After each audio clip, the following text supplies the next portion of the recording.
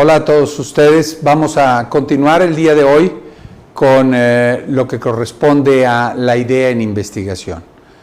Todos los temas que han sido seleccionados tienen una gran importancia, pero indudablemente la idea en investigación es lo que realmente justifica el que ustedes hagan un proyecto de investigación. Y tener una buena idea es algo que los va a llevar a que realmente su proyecto termine en una tesis y finalmente en una publicación que conozca el mundo. Vamos a iniciar con el tema. Primero que todo, quisiera que revisáramos algunos aspectos generales o que pensáramos un poquito sobre la importancia de la investigación, nuestros principales retos, cuáles son esos factores que nos pueden llevar a que nuestra investigación termine a tiempo o que se retrase, cómo podemos hacerla más exitosa, si debieran hacerla todos los médicos, etc. Posteriormente pasaremos a revisar lo que corresponde al origen de la investigación en cuanto a su pregunta, la importancia que tiene el tener una actitud escéptica. Créanme que ese aspecto va a ser un aspecto que se van a dar cuenta que es muy, pero muy trascendente, porque el tener una actitud escéptica en su día a día, en su práctica clínica, los puede conducir a tener grandes ideas o ideas de valor que son interesantes para el médico clínico. También vamos a revisar cuáles son las características que tiene una buena idea en investigación y cómo podemos obtener esa buena idea y cómo debe ser esa idea en investigación. Y finalmente vamos a revisar lo que corresponde a cómo un servidor en mi práctica como investigador asociada a la actividad clínica de todos los días, hemos incorporado nuestro quehacer en llevarlo a un proyecto de investigación que sea de valor para tu institución en donde tú trabajas o para los médicos en la atención de sus enfermos. Muy bien, lo primero que quisiera yo revisar con todos ustedes es ¿cuál es la principal dificultad que se enfrenta al realizar un proyecto de investigación? Todo mundo pensaría en un momento dado que hacer investigación es muy difícil. No, si conocemos realmente cuáles son esas dificultades y nosotros las enfrentamos predeterminadamente, indudablemente que nosotros tendremos muy pocos problemas a la hora de conducir nuestro proyecto. Uno de los primeros puntos que implica tener una dificultad en la generación de un proyecto de investigación es indiscutible que es la falta de conocimiento. Yo veo complicado el que en el área de posgrado a un alumno que empieza a hacer su especialidad, que todavía le falta mucho en conocimiento sobre la materia en la que se está preparando, tenga los conocimientos suficientes para ser un buen generador de ideas de investigación. De tal forma que si va empezando una especialidad y le piden que tenga una idea brillante, pues lo más probable es que no va a ocurrir. Y seguramente esa idea no va a ser original, no va a ser trascendente, no va a ser valiosa, no va a cambiar una práctica clínica. Y es aquí donde deben reflexionar junto con sus profesores en el área de especialidad en donde ustedes trabajan, el de incorporarse a ideas de investigación de sus profesores y que esas ideas de ellos que no han sido conducidas o realizadas puedan ser la idea de investigación de ustedes. Otro aspecto que genera dificultad a la hora de organizar o de llevar a cabo un proyecto de investigación es la falta de organización. La falta de orden, la falta de organización es algo que retrasa los proyectos de investigación. El no saber organizar a tu equipo de trabajo, el no saber organizar todos los papeles que en un momento dado se requieren, es motivo a veces de tener que hacer las cosas 2 o 3 veces, el no tener todo el proceso perfectamente pensado desde antes de que vamos a iniciar el proyecto, es motivo de fracaso. Indudablemente que como muchas cosas en la vida, un buen tutor o un buen supervisor de su proyecto es crucial, sobre todo para el que está iniciándose en investigación. Ese tutor, vamos a hablar qué características debe tener, pero debe ser una persona que realmente lleve al alumno que está desarrollando su proyecto de investigación, lo lleve de la mano tratando de evitarle las problemáticas que pueden ocurrir durante la conducción de su proyecto. Falta de tiempo. Falta de tiempo es indiscutiblemente uno de los problemas serios que que tienen nuestros alumnos del posgrado clínico aquí en el hospital, y es porque su carga de trabajo asistencial es muy intensa, y mientras no tengan un tiempo asignado específicamente para realizar la investigación, indudablemente que lo que va a ir pasando es de que los van a ir inundando de trabajo todos los días, y para cuando menos recuerden, ustedes ya tienen enfrente su graduación y no han hecho lo que debieron haber hecho desde hace tiempo. Falta de interés o falta de deseo. Ustedes entraron a la especialidad pensando en prepararse para ser especialistas en algún área y no conceptualizaron la investigación como algo que ustedes iban a hacer tarde que temprano. No hay ninguna duda absolutamente que para ser un buen clínico, un buen especialista, es muy conveniente, es lo ideal que sea una persona que tenga también capacidad de generar conocimiento, de utilizar el método científico y de moverse en un día a día con investigación. Finalmente, el no tener buenas ideas, indudablemente que es otro aspecto que genera el tener problemas a la hora de conducir un proyecto de investigación. ¿Cuáles son las problemáticas que se tienen a la hora de realizar un proyecto de investigación?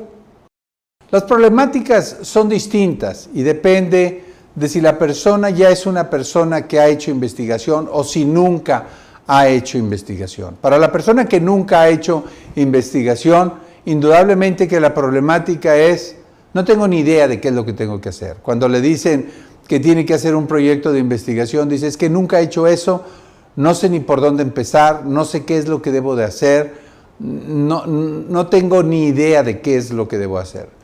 Para aquel que ya hizo investigación, indudablemente que uno de los aspectos más importantes es tener una buena idea. Y ya dijimos que para tener una buena idea tienes que tener conocimientos, tienes que tener una gran cantidad de cosas que probablemente esa persona que ya participó en investigación ya adquirió esas habilidades desde escenarios anteriores.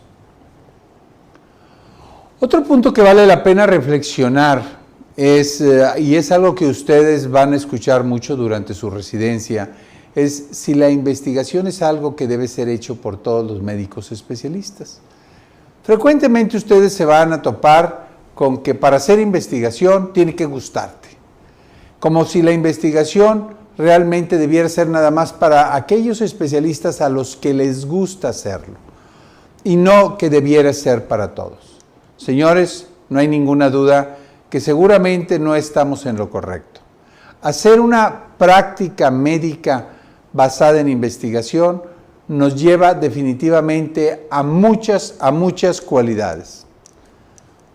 En primer lugar, vamos a utilizar la razón, el método científico, el entendimiento como nuestro principal motor para ejercer la práctica clínica. Eso nos va a llevar a que seamos más consistentes y más claros en tomar las mejores decisiones diagnósticas y terapéuticas en los pacientes. Nos va a llevar a que realmente lo que decidimos hacer en nuestros pacientes esté basado en un buen conocimiento, no en una tradición de cómo esto lo han acostumbrado a hacer a lo largo de muchos años. Y ustedes lo han visto, cuántas cosas ya inclusive en los pocos meses que llevan aquí en la residencia, seguramente les han dicho, esto antes lo hacíamos así y ahora ha cambiado porque ahora hay evidencia científica que indica que debiera ser tal o cual cosa. Bueno, por eso es importante el que el método científico y la investigación sea inculcada en cada uno de los alumnos de posgrado de esta institución.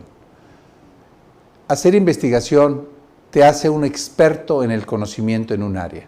de tal forma que sabes identificar lo que se sabe y lo que no se sabe, y saber incluso lo que se supone que puede hacer, pero que no ha sido demostrado. Nos hace más reflexivos, más inteligentes, y eso nos permite en un momento dado saber cuestionar y saber buscar las soluciones realmente a lo que hacemos en nuestro día a día. Y bueno, indudablemente que el hacer investigación nos permite conocer lo que está pasando en muchas partes del mundo y saber si ese conocimiento que probó ser bueno o malo en otras partes del mundo también puede ser aplicado a nuestro ambiente. De tal forma que no hay ninguna duda que hacer investigación en cualquiera de todos los alumnos de nuestro posgrado en esta institución es algo que nos va a distinguir no nada más como una cualidad, nos va a distinguir en la calidad de atención médica que brindemos a nuestros pacientes, en la forma de enfrentar los padecimientos de nuestros pacientes, en la forma inclusive de comunicar y de ver las preferencias de nuestros pacientes. ¿Cuáles son los principales enemigos? Es algo que vale la pena reflexionar. ¿Cuáles son los principales enemigos de que nuestros proyectos de investigación no terminen en una publicación? Algo que ustedes van a enfrentar durante estos años es el que van a ver que si tienen éxito terminan y tienen una tesis en el momento de su graduación, pero las tesis todavía siguen siendo documentos muy ocultos al mundo. La idea es de que todos ustedes terminen con sus tesis publicadas en revistas internacionales indexadas. Eso es lo que va a permitir que lo que ustedes conceptualizaron como una idea, que lo llevaron a un proyecto y que lo realizaron, pueda ser conocido por todo el mundo y no que quede en una caja, en un cajón o en un archivo.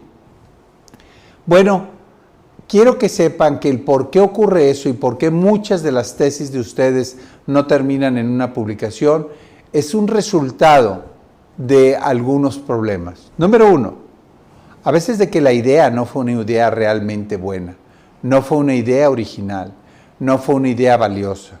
Y eso hace que cuando sea evaluada por otro investigador en alguna otra parte del mundo, sea considerado como que ese proyecto de investigación no es valioso y no merece ser publicado y tengan dificultades en publicarlo.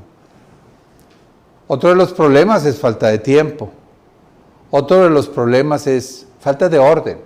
Van a ver que frecuentemente traen toda la información regada por todos lados y es muy importante ser muy ordenado para que nosotros tengamos nuestro trabajo listo para ser editado en una publicación científica.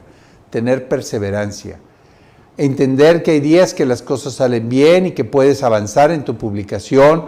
Entender que a veces mandas a una revista y te lo rechaza y tienes que hacer correcciones, etcétera. Requiere perseverancia, requiere cada vez dominar el arte de escribir un documento científico. Falta de tutoría o exceso de crítica a veces de tu tutor. Es importante considerar eso. Y finalmente, pónganse una fecha. Pongan una fecha para cuando deben terminar. Seguramente se van a pasar unos días o unas semanas, pero finalmente tienen una fecha. Que no les ocurra que lo dejen desde ahorita que empiezan su residencia como algo que algún día más adelante lo van a hacer, porque para cuando menos se acuerdan, ya están en destiempo. He estado hablando hasta ahorita bastante con respecto al tutor. Y les he dicho que el tutor es muy importante, particularmente en alguien que se inicie en investigación. Siempre que uno busca un tutor para una tesis, a veces quisieras tener al mejor investigador de tu institución o del hospital. Y a veces ese investigador que tiene que es un gran reconocimiento, un gran prestigio, es un investigador muy ocupado. Un investigador que no va a tener tiempo en sentarse con el alumno a revisar su documento, a revisar su idea. Busquen un investigador que tenga tiempo. Vean su currículum. Vean si ese tutor es una persona que ya ha trabajado anteriormente con alumnos de posgrado o incluso hasta con alumnos de la licenciatura y han llegado hasta una publicación científica. El tutor debe ser una persona que aparte de prevenir o evitar errores, debe abrir puertas, facilitar el que el proyecto avance, ayudar consiguiendo recursos, ayudar consiguiendo a veces técnicas o tecnología que se requiere para la implementación del estudio y desde luego el investigador, tutor, debe ser una persona, no investigador de escuelita, que sea un investigador que realmente ha participado en el mundo de la investigación y de la publicación científica. Y bueno, vamos a pasar finalmente a qué es lo más importante. Ahora sí, ya que enfrentamos la necesidad de hacer un proyecto de investigación, lo más importante es tener una buena idea. Una buena idea, pero yo les sugiero que cuando ustedes vayan a decidir la idea del proyecto que van a trabajar, es algo a lo que ustedes le van a invertir probablemente entre 500 y 1000 horas de trabajo durante los siguientes 2 o 3 años. Más vale que dediquen suficiente tiempo en definir que esa sea una buena idea. Y yo siento que aquí aplica muy claramente aquel pensamiento de Abraham Lincoln que dice que si tuviera 8 horas para cortar un árbol, la mayor parte del tiempo, 6 horas, la dedicaría para afilar el hacha. Eso significa que cuando ustedes vayan a decidir la idea de su trabajo de investigación, no escatimen tiempo en ver que tenga todos los atributos de ser una buena idea, que sea valiosa, que sea realizable, que les guste, que tengan pacientes para poder aplicar ese proyecto de investigación, que tenga todo ese perfil que les garantice el éxito. Antes de eso, no empiecen su proyecto. Frecuentemente una noche antes o un día antes de su primer seminario de la idea o su primer seminario de presentación, andan decidiendo qué proyecto de investigación van a escoger y qué idea toman en un momento dado de la carrera. Ese es un gran error. No lo cometan. Tomen tiempo. Siéntense despacio a pensar. Platíquenlo con alguien. Discutan en un momento dado con su profesor o con algún residente de mayor jerarquía o con alguien que sepa de investigación. Coméntenle su idea para que en un momento dado él les pueda, por experiencia, advertir cuáles son los problemas que pueden enfrentar. Después de haber hecho estas reflexiones sobre las principales dificultades, retos, aspectos que ustedes deben tomar en consideración antes de decidir cuál es su idea en investigación y cuál es el proyecto que ustedes van a conducir. Ya habiendo hecho estas reflexiones, quisiéramos pasar propiamente a lo que es el tema que nos reúne el día de hoy, y es lo que tiene que ver con cuál es el origen de la pregunta en investigación. Y bueno, no hay ninguna duda que hay algunas vetas muy claras que nos identifican escenarios en donde se da claramente la oportunidad de hacer un proyecto de investigación. Por ejemplo, si yo tengo en mi institución o en mi departamento, en mi servicio, una tecnología con la cual se cuenta en muy pocas partes del mundo. Si yo tengo ese aparato, esa técnica, ese procedimiento diagnóstico, etcétera, o terapéutico, no hay ninguna duda que eso es una buena idea, es una buena pregunta que me puedo hacer si eso nos puede ayudar. Indudablemente que un aspecto importante para generar una pregunta es en que nuestro día a día observemos cuidadosamente a nuestros pacientes. Observemos cuidadosamente lo que hacemos, lo que decidimos, a lo que debemos llegar o queremos llegar con nuestros pacientes, y eso suele ser frecuentemente otro motivo de ideas para hacer investigación, de preguntas, de cosas que nos cuestionamos: ¿por qué los pacientes reaccionan en esta forma? ¿O por qué los pacientes en un momento dado les va mejor, les va peor? ¿Cuáles sí, cuáles no? ¿Cómo son? Etcétera. ¿Qué actitudes en un momento dado influyen en un momento dado en el éxito, en el diagnóstico, en el éxito terapéutico de los pacientes? Indudablemente que al preparar nuestras presentaciones magistrales para congresos o inclusive hasta nuestros cursos que les damos a nuestros alumnos, al estar revisando material bibliográfico, es otro sitio en donde surgen preguntas que las podemos llevar a cristalizar en una idea y en un proyecto de investigación. ¿Por qué no? Hacer preguntas a alumnos, muchas veces de la licenciatura, que todavía les falta mucho por conocer en el área, pero que tienen la gran bondad de no estar contaminado por la rutina, por el quehacer diario que se ha estado haciendo por tradición. El preguntarles a ellos cómo abordarían una situación nos puede permitir alcanzar o obtener una buena idea. ¿Por qué no? Siempre que estamos en un congreso, nos damos cuenta al terminar en el congreso o cuando estamos en el descanso y te pones a platicar con algún conferencista, surgen buenas ideas a la hora que le comentas algo que él dijo o algo que tú piensas. O frecuentemente en las reuniones, en tus sesiones académicas de tu departamento, a la hora de estar revisando un caso, surgen buenas ideas de lo que puede haber o hacerse en investigación. Las personas que saben de innovación hablan también de que como que todo mundo tenemos un momento en nuestro día a día o un escenario que puede ser igual y cuando te estás tomando un café en la noche o puede ser cuando en un momento dado estás con tus amigos, o estás platicando, o en la carne asada, o cuando estás haciendo ejercicio, y en donde te suelen surgir ahí buenas ideas. Echando a volar tu mente, comentando con tus profesores alguna buena idea. Cuando ya eres una persona que hace esa investigación, el revisar proyectos anteriores, siempre de tu mismo proyecto de investigación, van surgiendo cosas que no sabes y que debes contestar a través de otro proyecto de investigación. De leer con una actitud escéptica, analítica, crítica, indudablemente que te lleva a nuevas ideas. De la participación, como ya les señalaba, en reuniones académicas, en otras instituciones o en otras universidades. De tener en un momento dado conversaciones formales con científicos de algunas otras universidades o instituciones académicas, pero no hay ninguna duda que lo más importante y el sustrato común para todo esto es tener una actitud escéptica, siempre diciendo y por qué, y quién dijo, y de dónde se encontró, y cuál es la base para hacer esto. De tal forma que una buena idea tiene su origen en el conocimiento, puede tener su origen en el trabajo cotidiano y puede tener su origen en una actitud escéptica de los investigadores. Y vamos a revisar esto.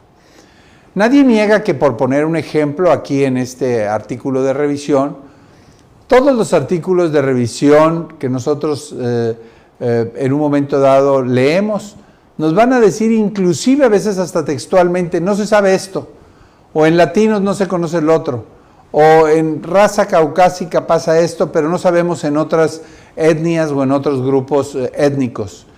Bueno, de antemano, a la hora de estar revisando nuestro material, surgen preguntas que se van a llevar a buenas ideas y finalmente a un proyecto de investigación. Yo les puedo garantizar que de cada artículo de revisión, cuando menos en promedio, pueden salir 5 o 6 preguntas que nos debemos o que podríamos contestarnos. No necesariamente significa que todos terminen en un proyecto de investigación. Habrá algunos que tengan algunas dificultades, que no puedan fácilmente llevarse a un proyecto, otros sí, etcétera. Pero les puedo garantizar que de cada uno salen cuando menos un par de ideas en investigación. Habrá que ver que sean valiosas, interesantes, novedosas. Indudablemente que de nuestra práctica cotidiana o de nuestra práctica diaria es muy importante que aprovechemos lo que mientras estamos haciendo, atendiendo pacientes, nos cuestionemos si lo que estamos haciendo es lo correcto. Y bueno, aquí se los puedo plasmar nada menos ni nada mejor que en este estudio publicado en una de las mejores revistas clínicas en diabetes hace pocos años, 3, 4 años, y en donde alguien pudo evaluar algo tan sencillo, y es como si había diferencias en el resultado de la glucosa en los pacientes cuando al checar su glucosa capilar, ellos exprimen en forma intensa y prolongada el dedo para obtener su gota de sangre. O si hay alguna diferencia entre la primera gota y la segunda gota de sangre, o si hay diferencia si te lavas o no te lavas las manos. Créanme que son preguntas que todo mundo nos debiéramos hacer, que no están evaluadas y que en un momento dado tienen un gran impacto en la atención de nuestros pacientes. Ahí está un ejemplo, una idea sencilla, una idea barata, una idea útil, una idea novedosa y una idea realizable fácilmente que podríamos completar en 2 o 3 días atendiendo enfermos con diabetes en nuestra consulta. Finalmente, el tener una actitud escéptica. Y cuando digo una actitud escéptica es que muchas veces tenemos enfrente situaciones muy obvias, que pareciera como que, pues es obvio, como si yo les preguntara en esta diapositiva cuál es la cobra. Pues creo que todo mundo fácilmente diría cuál es la cobra. Yo no estaría tan seguro cuál es, ¿de acuerdo? Y tendríamos que ver en un momento dado, tener esa actitud siempre de que lo que consideramos como que lo más habitual resulta de ser, o lo más sencillo, lo más obvio, resulta de ser que no es así. Y así ha habido grandes cambios en paradigmas en la medicina, resultado de una actitud simplemente de cuestionarnos algo que por tradición hemos dicho. Por señalar un ejemplo, nada más les puedo decir que yo veo complicado el que nuestra bata médica sea la misma que hace casi 50 o 100 años, a pesar de que ahora traemos los teléfonos en las manos, ahora traemos una serie de instrumentos en nuestro día a día muy diferentes y la bata sigue siendo diseñada de la misma forma. Estamos esperando seguramente que alguien lo haga para luego decir nosotros, seguramente nosotros también lo pudimos haber hecho. O circunstancias, a cualquiera de todos ustedes los invito que se puedan entrar a internet en un momento dado y buscar algo más sobre este dispositivo Odón. Es un argentino, un mecánico, para que vean, este es un dispositivo utilizado en ginecología, en obstetricia, para la atención en medios rurales de bebés que se tiene alguna dificultad para extraer en el canal del parto. Y quiero que sepan que la idea de este dispositivo Odón surge de una plática en una cantina tratando de extraer un corcho de una botella. Y bajo ese concepto, que ustedes lo pueden revisar en internet, Odón llegó a diseñar un instrumento que es útil para manejar por personas no obstetras en medios rurales y fue incluso premiado internacionalmente recibiendo el 3er lugar en la Fundación Bill Gates hace alrededor de unos 6 o 7 años. Los invito a todos ustedes, si quieren todavía conocer un poquito con más de base, es muy interesante y creo que todos ustedes que han tenido la oportunidad de estar en una institución como la nuestra, que aparte de que pide o solicita el que la investigación sea realizada, la fomenta, la apoya, la estimula, y que han tenido la oportunidad de formarse y de prepararse en una institución como esta, los invito a que lean este libro. Es un libro sencillo, que lo pueden adquirir en las librerías. Es un libro que tiene que ver sobre mejorar nuestra capacidad de creatividad o de innovación. Les voy a citar un par de ejemplos ya nada más para mostrarles claramente cómo nos inundamos de lo cotidiano que no lo vemos. Este estudio está publicado en una de las mejores revistas clínicas en medicina, que es la revista de la Universidad de Harvard, el New England Journal of Medicine, y es un artículo publicado en el año 2016. Y es un artículo tan sencillo nada más, en donde compararon 2 diferentes antisépticos para limpiar la piel antes de la operación cesárea, para comparar en un momento dado el riesgo de infección, el tiempo de cicatrización, etc. ¿Se imaginan ustedes en cuántas cesáreas hemos estado? Claro que este estudio lo pudimos haber realizado nosotros hace 30 años, no digo ahorita, o hace 20 años, o hace 10 años. Tardaron años en conseguir 500 pacientes en este estudio, circunstancia que lo pudimos haber conseguido en poco tiempo. etcétera. Y aparte es una idea valiosa que ayuda en tomas de decisiones, costos y finalmente calidad de atención a nuestros pacientes.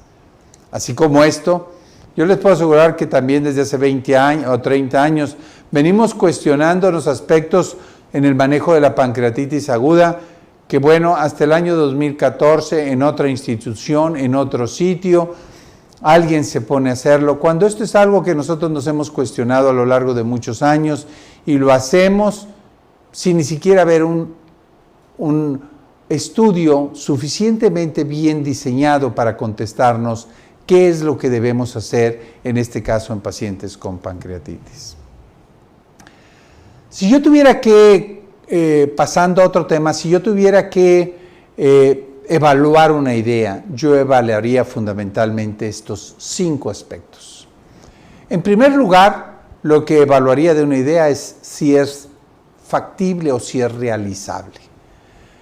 Para eso, revisaría con cuidado que no vaya a requerir una cantidad enorme de pacientes que pueda no alcanzar a tener, si tengo experiencia en la atención de sus enfermos, si es realizable en tiempo y en dinero, en costo, si los pacientes los veo en mi día a día, o si tengo cualquier dificultad metodológica que puede en un momento dado abortar la posibilidad de no terminar exitosamente este proyecto de investigación. Número 2, después de checar si es realizable, evaluaría si es interesante. Entendiendo por interesante, si yo me pongo del otro lado de lo que voy a consumir la información, ver si lo que yo voy a estudiar es algo que le es útil a un médico en su atención cotidiana de pacientes para enfermedades frecuentes o padecimientos en donde hoy tenemos gran controversia o duda sobre su atención o sobre el procedimiento diagnóstico o el abordaje que debemos hacer. Indudablemente, y junto con estas 2 características, el ser realizable y el ser interesante, está el que realmente sea una idea original, el que sea nuevo. Y ese es uno de los problemas que más se enfrenta, particularmente cuando una persona que no tiene el conocimiento total de un área genera una idea en investigación. Garanticen que su proyecto de investigación sea original, que vaya a tener una contribución que no haya sido estudiada o en la forma correcta o que nunca haya sido abordada. La falta de originalidad es uno de los principales factores que bloquea la publicación luego de nuestro proyecto de investigación. Cuarto, que sea ético. Indudablemente que tenemos que vigilar por una circunstancia muy obvia el que nuestro proyecto de investigación sea ético. Y finalmente, que sea relevante. Que el conocimiento que le vamos a invertir nosotros miles de horas no vaya a ser algo que no le interesa a nadie. Que sea algo que se beneficie en los pacientes, que cambian las conductas, que es algo que puede servir para tu institución o para tu país o para el mundo en la atención de alguna enfermedad o cambiando políticas, etc. Por consecuencia, si podemos clasificar una idea en estos 5 puntos, yo les sugiero que a la idea que ya estén ustedes tratando de llevar a su cabeza para hacer su proyecto de investigación, aplíquele esta escala de sí o no en cuanto a la realizabilidad de su proyecto, si es interesante, novedoso, ético y cuál es la relevancia o el valor que tiene.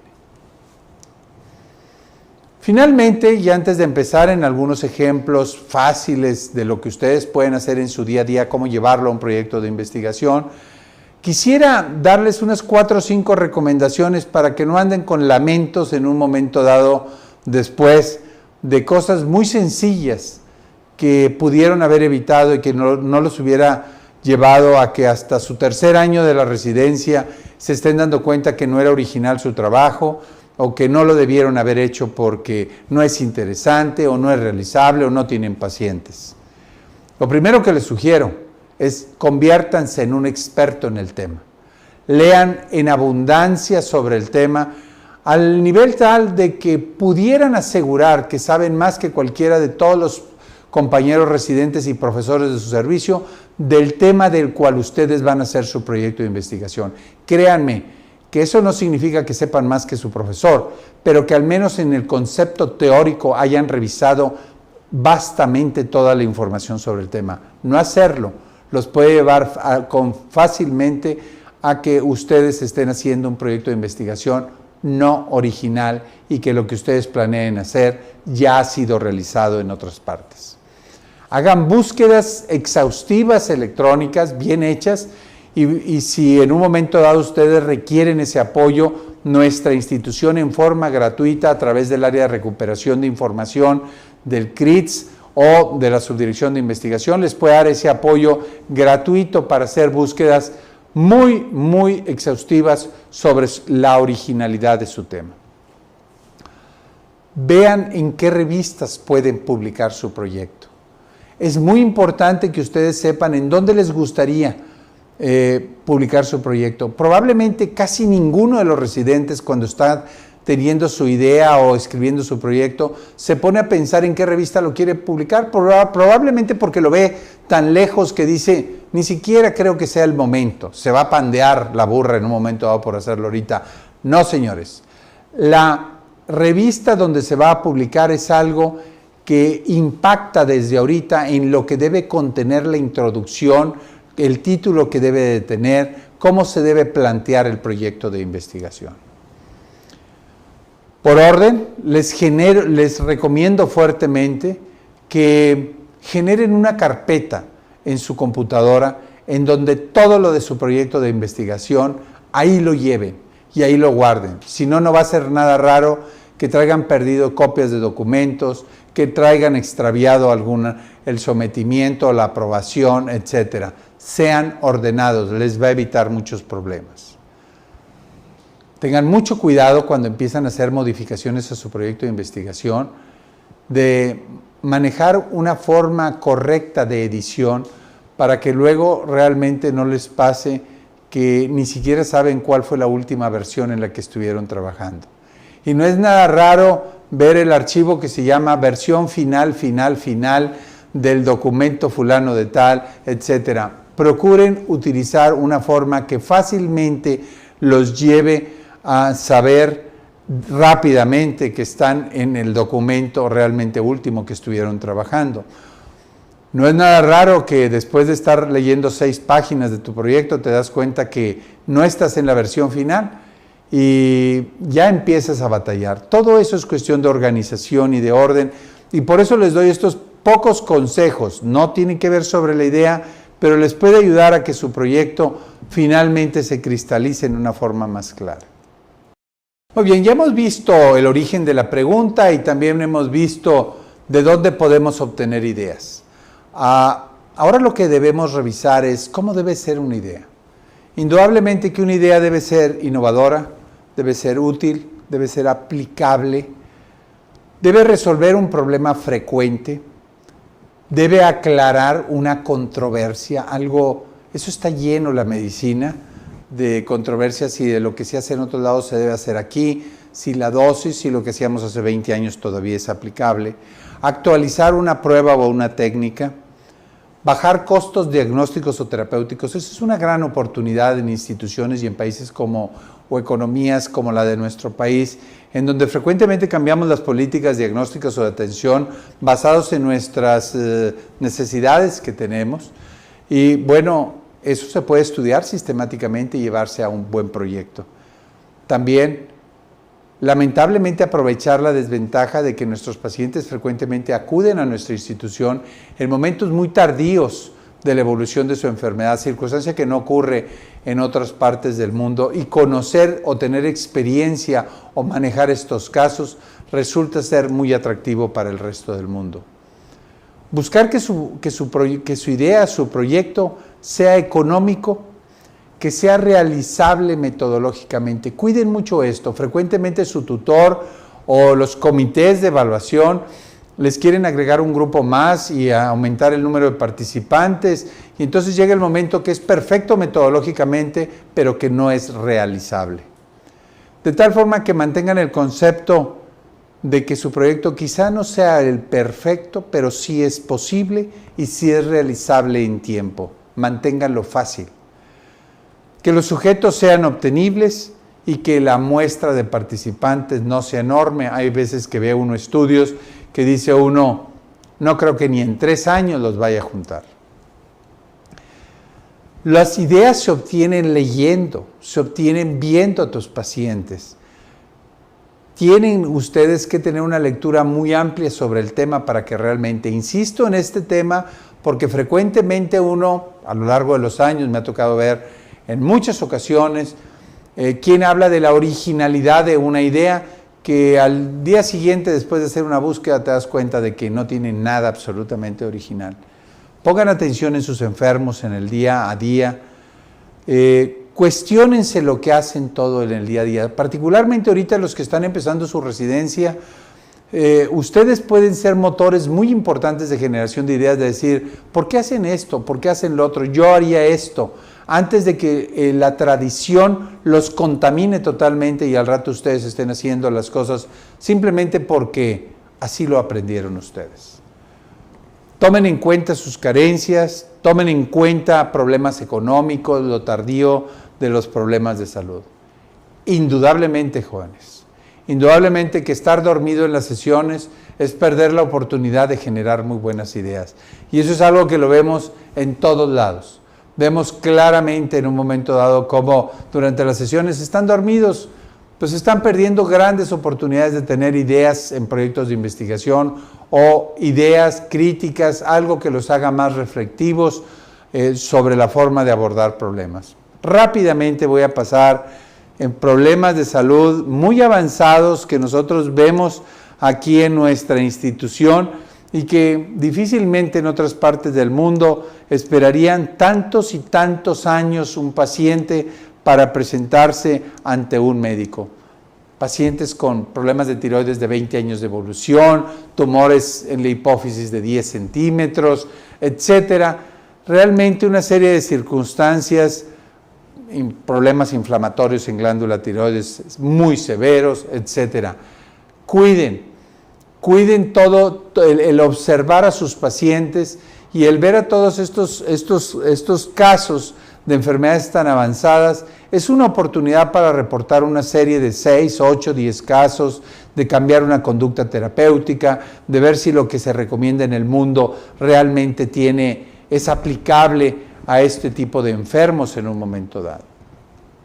De tal forma que en resumen, y ya para terminar, yo les diría que documenten su idea, que vean que sea realizable, manténganla fácil, indudablemente, coméntenla con su mentor, con algunos profesores, antes de que ustedes quieran catalogar a su idea como una idea original. Y ahora sí, muy brevemente les voy a pasar a ustedes algunos ejemplos de algunos proyectos de investigación. He seleccionado algunos nada más, que pueden plasmar claramente lo que he dicho con anterioridad. De cómo en nuestro día a día, en lo que leemos, en lo que hacemos, en lo que atendemos a nuestros pacientes, podemos llevar a proyectos de investigación publicables en las mejores revistas, simplemente teniendo esa actitud hacia querer innovar, crear, aportar un conocimiento. Vamos a empezar con este primer trabajo. Este primer trabajo publicado en American Journal of Medicine, 1988. Vean los autores, identificarán ustedes que algunos de nosotros, todos, o un buen número de ellos, éramos residentes de segundo año. Yo estaba de residente de segundo año aquí en el hospital. Y lo que hicimos fue simplemente cuestionar lo que los libros decían. Resulta ser que algún libro decía que 100 años, decía que la hipófisis crecía un 100% de su tamaño, y eso había sido evaluado en estudios de autopsias en 8 mujeres un siglo atrás, en 1888, por un par de autores patólogos. Pues ni tan normal será que una mujer se muera en el embarazo. Y número 2, nosotros teníamos la gran bondad de ser uno de los pocos países del mundo que contábamos con resonancia magnética. Hacer este estudio, que fue un estudio transversal sencillo, pues nos ha llevado a ser un parámetro de referencia a nivel mundial en cuáles son las dimensiones de la hipófisis en los diferentes momentos del embarazo en mujeres normales. Al atender a nuestros pacientes, Este es el primer caso reportado en la literatura mundial de un paciente con una persona que atendimos aquí en el hospital universitario, que atendimos con una hipofisitis linfocítica y que llegó por un dolor de cabeza, y mientras que le hacía la resonancia y que la repetimos y que hicimos, etcétera, nos dimos cuenta que el crecimiento de la hipófisis desapareció en el transcurso de algunos meses, y fue el primer caso en donde documentamos la hipofisitis linfocítica a través de medios de laboratorio que demostraban autoinmunidad sin llegar a una biopsia o una cirugía transesfenoidal. Este artículo es un artículo que lo hicimos ya hace cerca de 20 años y es un estudio que es un paradigma en esto. Este estudio se mantiene casi 20 años después en en el lugar 16 de los artículos más visitados de la revista Journal of Endocrinology, y es un parámetro de referencia de la modificación de la prueba diagnóstica de la insuficiencia suprarrenal con la prueba de cortrosyn de dosis baja. A nivel mundial hemos escrito en este terreno un buen número de artículos, y no se basa más que en cuestionar con una forma escéptica: ¿quién dijo que 250 microgramos de cortrosyn se debe utilizar para estimular la glándula suprarrenal? ¿Por qué no otra dosis? Así de fácil. Y a la hora de que empezamos a buscar la evidencia científica de quién dijo 250, pues resultaba ser que estábamos en un pantano. Este artículo, un artículo sencillo sobre terapia de reemplazo hormonal ovárica en menopausia, no surge más que después de preparar una conferencia magistral para un congreso de medicina interna. Nos decidimos, mi residente en aquel tiempo y un servidor, a escribir esa conferencia y aprovechar la oportunidad de dar lo que era el escenario de la terapia de reemplazo hormonal con sus beneficios y riesgos en aquel tiempo. Resulta ser que si nosotros cuestionamos nuestra práctica clínica diaria, nos dábamos cuenta que el diagnóstico de densitometría por densitometría ósea de la osteoporosis en mujeres en nuestro país estaba basado en valores de normalidad de 50 mujeres españolas. Y bueno, pues eso nos dio de motivo el hacer un estudio multicéntrico nacional que nos llevara a conocer cuál es la densidad ósea normal de las mujeres mexicanas. Es un estudio que fue reportado en esta revista y también en Osteoporosis International en una forma, en otra dimensión, en otro contexto, señalando lo que hoy son nuestros parámetros de normalidad para la zona norte, centro y sur de México en valores de densidad ósea para el diagnóstico de osteoporosis. También, simplemente preguntándonos lo que hacemos en nuestro día a día, cuál sería el mejor tratamiento para un caso, una viñeta clínica de un paciente con osteoporosis, hicimos una revisión sistemática en aquel tiempo con algunos autores de fuera de aquí de nuestra institución, y bueno, hicimos una revisión sistemática sobre el mejor tratamiento de la osteoporosis postmenopáusica.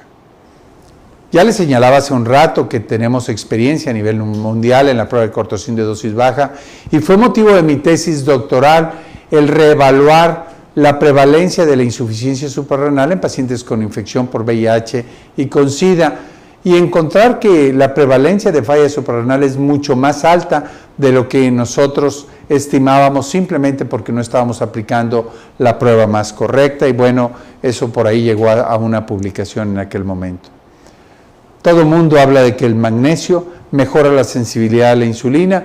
Bueno, con algunos alumnos del doctorado en aquel tiempo, con Fernando Guerrero, Marta, etcétera, simplemente lo llevamos a un ensayo clínico. Hicimos en aquel tiempo un ensayo clínico para ver si era cierto que el magnesio mejoraba la sensibilidad a la insulina. Resulta ser que parece muy obvio que para un paciente tomar una medicina diaria versus tomarla una vez a la semana, pareciera ser más cómodo tomarlo una vez a la semana, pero si nadie lo ha demostrado, es motivo de llevarlo a investigar, porque pareciera ser que lo más obvio podría no serlo. Y bueno, basándonos en esto y trabajando con algunos otros investigadores de otras partes del mundo, evaluamos en este caso si un bifosfonato era mejor darlo una vez a la semana o diariamente en pacientes con osteoporosis postmenopáusica. basándonos en la observación. Todo el mundo sabía que la calvicie con obesidad, con hipertensión era un infarto seguro.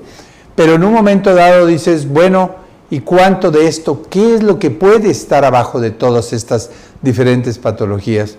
Año 2010 publicamos en Clinical Endocrinology de Oxford, pudimos demostrar cómo la alopecia androgenética en gente joven antes de los 30 años de edad es un marcador clínico de resistencia a la insulina que podría estarnos permitiendo o avisarnos un riesgo mayor de tener más adelante en la vida enfermedades cardiovasculares asociadas a resistencia a la insulina.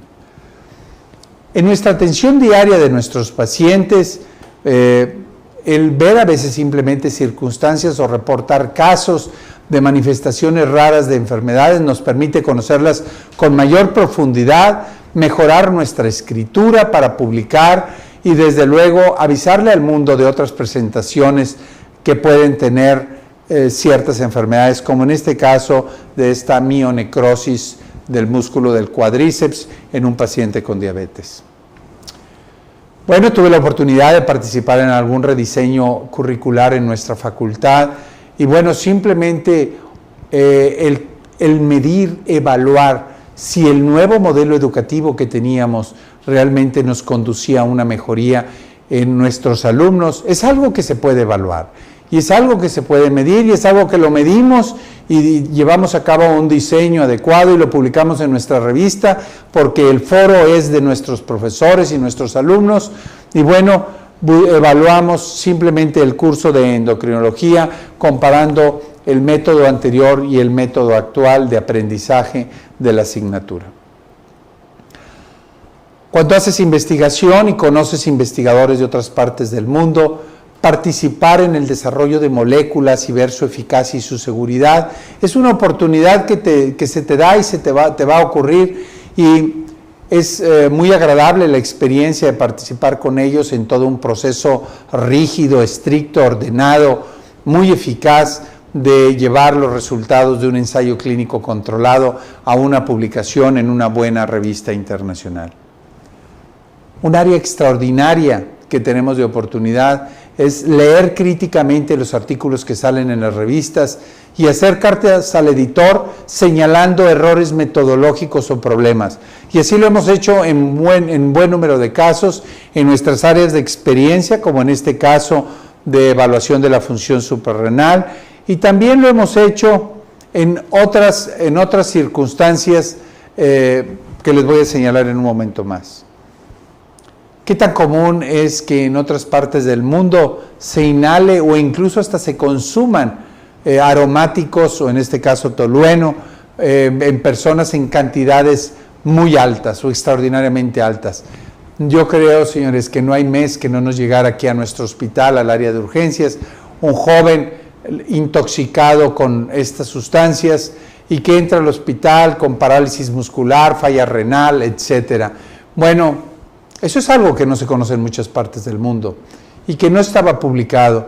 Y bueno, fue motivo junto con alumnos de posgrado en aquel tiempo de evaluar esta casuística y llevarlo a publicar. Es una de las revistas o parámetros de referencia de una experiencia de casi 20 años en el hospital universitario, de una gran cantidad, es una de las casuísticas más grandes sobre diferentes manifestaciones clínicas de las intoxicaciones por tolueno, lo que le llaman ustedes cementos.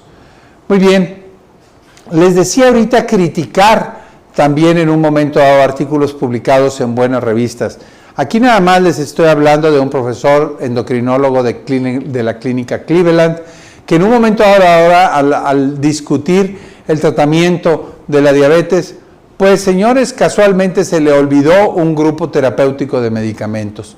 Se lo señalamos, se lo hicimos saber que se había brincado un grupo de medicamentos y hacérselo saber, o nada más ni nada menos que en el diagnóstico de diabetes aclararle a Sylvain Soucy, que está en Yale, en Connecticut, el hecho de que lo que él cree que se hace en todas partes del mundo, pues no ocurre en todas partes del mundo, y nos da mucho gusto darnos cuenta que la problemática que compartía México en hemoglobina glucosilada también ocurría en Buenos Aires, en España, en Boston, en Costa Rica, etcétera. Y hoy por hoy el conocimiento que nosotros en aquella ocasión levantamos la mano y se lo hicimos saber en su artículo al doctor Inshushi, fue motivo de ser replicado en otras partes del mundo.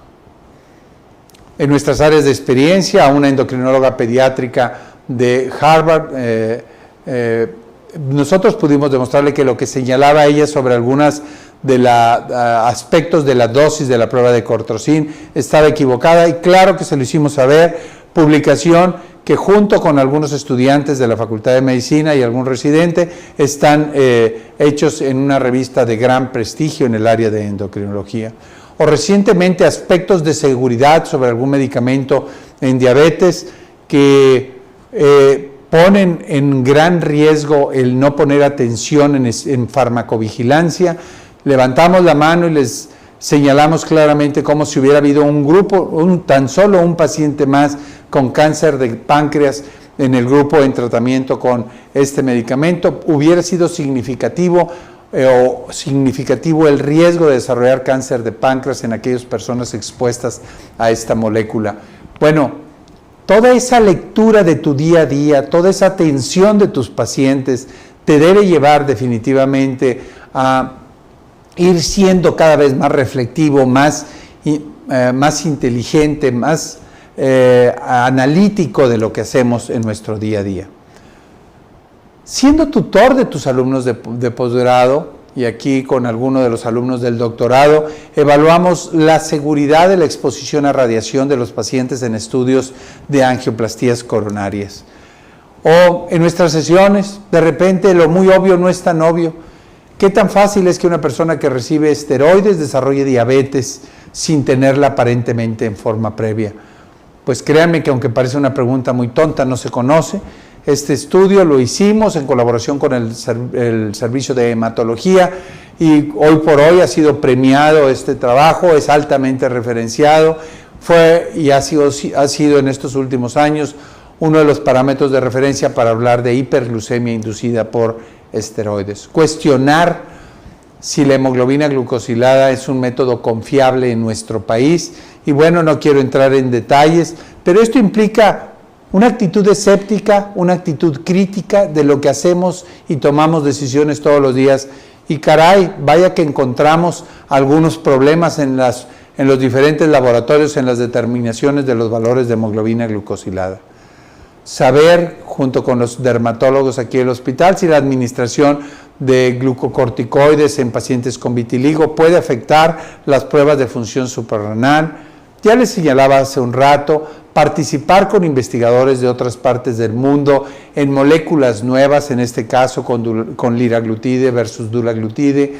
Son experiencias favorables que te van llevando a conocer a mucha profundidad el estatus o el estado del arte de las moléculas que utilizas en el tratamiento de la diabetes.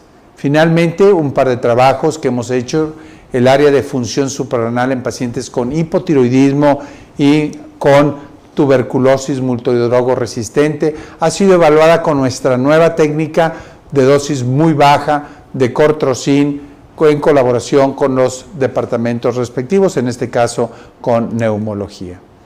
Finalmente, hacemos investigación farmacéutica. ¿Y cuál es la percepción que tienen los pacientes que participan? ¿Qué piensan de la investigación farmacéutica? ¿Realmente se sienten los pacientes que no los cuidamos o que estamos haciendo un uso inadecuado de la investigación para la atención de ellos? Bueno, hay que medirlo. Y bueno, esto nos llevó a una publicación, lo hicimos con 10 diferentes centros de otros estados del país y nos llevó a una encuesta de 2.400 personas que participaron en estos proyectos de investigación. Recientemente, en el doctorado, con algún otro servicio de nuestro hospital, en este caso con dermatología, evaluamos un signo clínico sencillo que es el oscurecimiento de los nudillos como un indicador de resistencia a la insulina y como un signo clínico que estábamos ignorando, estábamos dejando pasar. Esto está publicado en una revista internacional de gran prestigio de la Sociedad Alemana de Endocrinología. Finalmente, no se me ocurren las ideas, no me viene ninguna idea. Por más que les quiera yo decir a todos ustedes que de observar a sus pacientes, de leer los artículos, de ver pacientes con enfermedad avanzada, de todo lo que ustedes quieran. Si aún así no se vienen las ideas, señores, todos ustedes leen guías clínicas de la atención de la trombosis venosa profunda, de la neumonía, del sangrado de tubo digestivo y de todo guías clínicas. Ahí ya les tienen hecho el trabajo ustedes. A cada una de las recomendaciones que establecen esas guías clínicas le ponen una marca en donde les dicen, esta recomendación está basada en conocimientos científicos ya publicados, o de plano no hay conocimiento, o de plano esto no se sabe, pero así lo recomendamos, etcétera. De tal forma que de las mismas guías clínicas que ustedes suelen visitar, a mi gusto hasta demasiado, y creerles de una forma realmente casi como si fueran algo incuestionable, ustedes se darán cuenta que de estas guías clínicas ustedes pueden encontrar áreas de oportunidad para hacer investigación, simplemente porque un grupo de líderes de opinión inclusive les van a decir como algo que ellos recomiendan que hagan, algo que ustedes están haciendo, incluso ahí se los van a decir, no está basado en un estudio de investigación. Y eso puede ser otro motivo para encontrar ideas para proyecto de investigación. Una vez que tengan esa idea, acuérdense bien, llévenlo a esta forma para clasificar si su estudio es realizable, interesante, novedoso, ético, etcétera. Y si reúne todos los sís, adelante, vamos a escribir nuestro proyecto. ¿Cómo tener una idea bien clara de nuestra idea? Bueno, chequen qué es lo que planean estudiar, qué es lo que planean demostrar, qué les gustaría descubrir. Escríbanlo ustedes en 4 o 5 renglones. Ahí lo plasman, ahí tendrán una idea clara, como aquí les hablo algo sobre la calvicie. ¿Cuál era la idea de lo que nosotros teníamos en aquel tiempo antes de hacer el proyecto? Luego lo pueden ir llevando hasta una idea más clara cuando ya tiene un par de renglones nada más. Y finalmente verán que ese proyecto lo ejecutan y ahí está la publicación final del trabajo de investigación. Espero que estas recomendaciones que les he hecho sobre la idea les sean de gran utilidad, pero definitivamente que acercarse a sus profesores, ver sus áreas de interés, platicar con ellos, tener una actitud escéptica, criticarlo, es algo que indudablemente los llevará a tener una idea. Habrá que ver que sea una idea con un perfil bueno y una vez que estén bien seguros de eso, adelante con su proyecto de investigación. Muchas gracias.